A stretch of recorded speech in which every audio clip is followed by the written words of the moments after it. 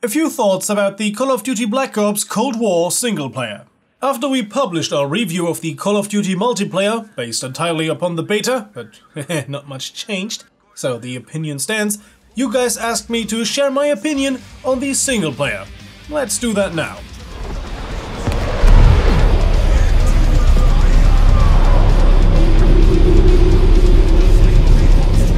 To make it short, I could sum it up with a surprise to be sure, but a welcome one. It's the classic Call of Duty stuff one would expect, with a few things that are interesting that make it a bit better than the usual crap. I am very pleasantly surprised. I had a lot of fun with it, although there are of course portions of it that I didn't like as much. Yes, of course, lockpicking, because that was the best part of Skyrim. I just hope I won't get spotted. Stopp! Im Namen der Deutschen Demokratischen Republik, you violated the law. Pay the Stasi your fine or serve your sentence. Comedy gold! Over the past few generations of Call of Duty, I really didn't enjoy the single player all too much, so I ignored it for the most part. And coming back to Call of Duty with this campaign, yeah, I am genuinely positively surprised. So, if you had a slight enjoyment of Call of Duty in the past, this might be your thing. If you really hated Call of Duty, then you should pass on this, because it really doesn't revolutionize anything. You have the big bombastic shootouts that everyone is expecting from a Call of Duty single-player campaign. For the most part, the action pieces themselves are very well done. The developer behind it, Raven Software, is absolutely an experienced developer. The first time I came across them was, I think, with Jedi Knight, I think that was, and the Wolfenstein 2009. Both games that I really liked. And boy, they didn't fail to deliver in Call of Duty. In addition to the classic Call of Duty big shootouts, you have elements in the game that one would not really expect. The game isn't soldiers fighting a gigantic war, no, it is all focused around special agents and special forces. You are often busy behind enemy lines, sometimes even not shooting at all, just infiltrating, sneaking around, doing stealth kills, and yes, there is a stealth part in this game, a very big one and several smaller ones. The big one even dragging out a bit too long for my taste at some points. But after playing it, I realized you can actually just rush through it. I just tried to do everything and explore everything, and in the end realized that wasn't really necessary. Which is kind of sad, because the options that you have are interesting and fun to explore. Sadly, they don't really impact the story in the end. Nonetheless, there are parts where your choices do matter and even change the outcome of the game, even if it's in the very end. But still, different endings in this game.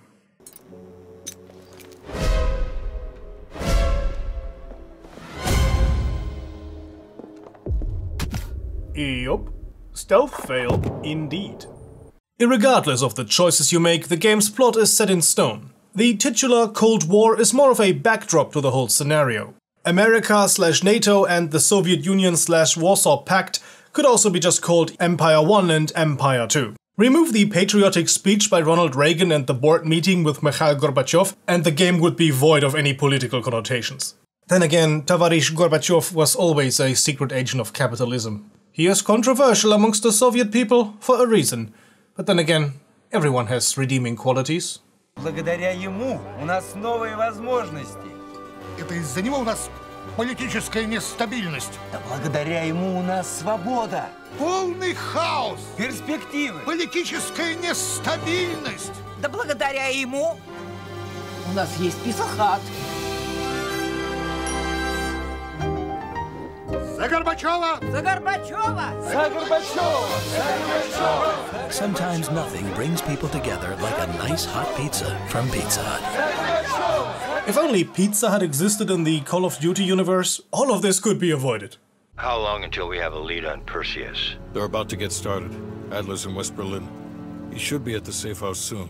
Disregard most historical accuracy, because you'll be hunting a fictional rogue Soviet spy. He's operating without the approval of the Politburo and wants to reshape the Soviet Union in his image.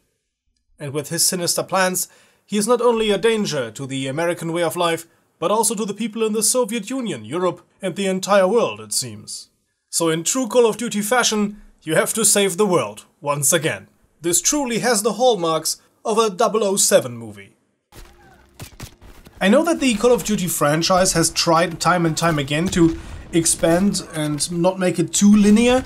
This game once again tries that, often though actually being linear but trying to mask it by giving you false choices. Basically just two doors but leading down through the same corridor. Nonetheless, I had a tremendous amount of fun with it. But for those of you wondering, is he just going to praise the game? No, I'm not. Now I will go into criticism and also spoiler alert. I'm not going to give away the big plot points, but there are some things I'm going to talk about that might be surprises that you don't want to miss. I'm not going to reveal the entire story, don't worry. A point of critique that we have voiced with almost every Call of Duty single-player campaign is the laziness. You are operating within East Berlin. For some reason, the entire East German police, the Volkspolizei, is armed with Western weapons. Apart from the odd AK here and there, but seeing a Heckler & Koch MP5 with the Volkspolizei of the Deutsche Demokratische Republik, a Eastern Bloc aligned country, yeah, that's odd. It doesn't really fit there. But then on the other side, they really captured the atmosphere of East Berlin. Seriously. Saufen bis wir umfallen. Trink mal alle mit hier. Saufen bis wir umfallen. Saufen bis wir umfallen. You also have the occasional misspelling. For some reason they have Ausfahrt over the exit of this bar. Ausfahrt referring to a motorway exit, not something that you would have over a fire escape or a regular door. My Russian isn't good enough to confirm any misspellings in the Russian levels, but going by their track record for the German levels, yeah, I suppose they have some misspellings there as well. I wouldn't be surprised. Honestly, this criticism is a bit nitpicky, but it just serves as an indicator for how rushed this campaign is. It seems like they didn't have time for a lot of quality assurance when creating this game. Overall, the missions are fun, however they often feel short and kind of hacked off. There's this big escape sequence from the Russian Jedi Temple. Yeah, that thing kind of reminds me of the Jedi Temple, doesn't it? Anyhow, as you escape from that thing with a stolen BTR, you drive out of the ramp into the main, I guess, parking lot, and the screen turns black, saying 4 days later, or 5 days later, or 2 hours later. This happens with a lot of missions. The escape sequence is kind of missing. You leave in a big brouhaha, explosions everywhere, and apparently the enemy just lets you drive off. This happens as well in the heart of Moscow. You have a gigantic shootout in Moscow and they just let you drive off unharmed? From the KGB headquarters? Yeah, that's a bit lazy, just fading to black saying, oh yeah, 4 days later.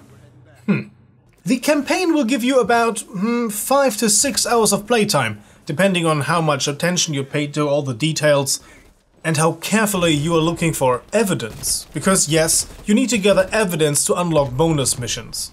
If you miss that stuff, you have to replay those missions. I guess it's a nice mechanic to stretch out the game time. The unlocking of those bonus missions with the collected evidence is kind of interesting. You have to solve a few riddles in order to decode secret messages. I think it's the first time in a first-person shooter game that I had to take a pencil and a piece of paper to write down notes while solving the puzzle. That's kind of cool. Something I really didn't expect from Call of Duty. Auckland 2816. I was entertained by that, but I couldn't fault anyone for being a bit taken off by this, since, yeah, that's not really typical for Call of Duty, isn't it? This new secret agent stuff for the campaign, yeah, that's kind of interesting. The character you are playing in the campaign, codename Bell, is very much a blank slate. In the beginning of the campaign you can create your character, you can select your gender, your skin tone, whether you are ex-KGB or CIA, but it doesn't really matter, it's never brought up again, and that's it. You will be just referred to as Bell. So these choices are completely irrelevant. The biggest choice comes at the end after the big reveal, but I'm not going to spoil that because, you know, that's a nice surprise and revenge plots are always super fun. So yeah, this game comes with a tiny bit of replayability just to explore a few changes. On the technical side of things, there's just not much to say. There's nothing we haven't said in the multiplayer review. There are these occasional bugs you have, and of course I had one crash during playing. But nothing as severe as during the multiplayer review. I had one crash, and I heard that people have crashes on the PS4 and Xbox in some missions. But I suppose I can't really talk to that, I only played on the PC. The most scary thing I encountered was this Russian guy over here. He is bit of a rubberneck, isn't he? And then of course you have the typical Call of Duty things. NPCs getting stuck, or NPCs getting you stuck and trapping you. Good old Woods got stuck behind a car, or just, well, rushed ahead without rushing ahead. 2-1, you got eyes on the target? Run bolted to that gas station. It's gotta be Aldrich. Move up to the gas station. Mason, get around the other side. Behind that counter. Ultimately, my opinion on the single player is, it's good for a Call of Duty game. For everything else, it's average. You see that they didn't have enough time to finish everything. The missions are often really short, and generally the entire campaign feels short. Maybe it's just because the missions often end so abruptly. You have sections that they wanted to show in the trailer, and they are really pretty, and others that are lackluster. He's finished. Mason, let's get a picture of Aldrich. Your opponents during the entire campaign are, well, paper soldiers. They are just the typical stupid AI. The stealth parts are very easy and easily exploitable, and the few times they did try to give you different enemies, it's usually just an annoying bullet sponge. Except for that one time during the psychosis scene, where you suddenly encounter, well, I guess zombies.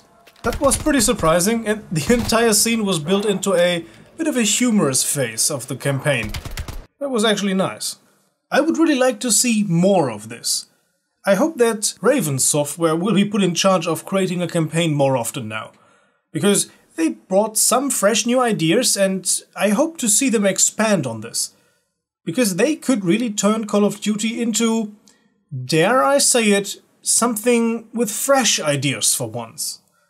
Because every time Call of Duty tried to innovate and tried to be something different that is not the typical Call of Duty, they unfortunately failed. Here we see something for the first time in ages that has the potential to be something new. So, should you play this campaign? Well, in my opinion, yes you should, but not for the full price. Wait a bit and get it cheaper. For the multiplayer, this game isn't really worth it. Most people are playing Nuketown, and you don't need this Call of Duty to play Nuketown. All in all, it's a fine Call of Duty. Even the zombie mode is pretty fun, actually. And even though I had a lot of fun with the campaign and having fun with the multiplayer at the moment, I couldn't see myself paying full price for this game. If it wasn't for our supporters on Patreon, you wouldn't see me playing this game. Oh cool, yet another lock. Because I used to be an adventurer like you, but then I took an arrow with...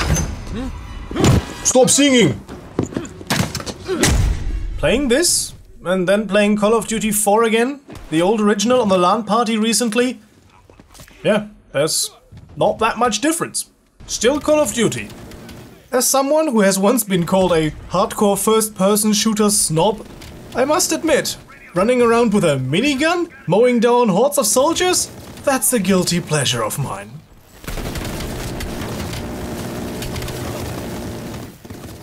I hope you enjoyed this look into the single player and a little tangent on the multiplayer in the end.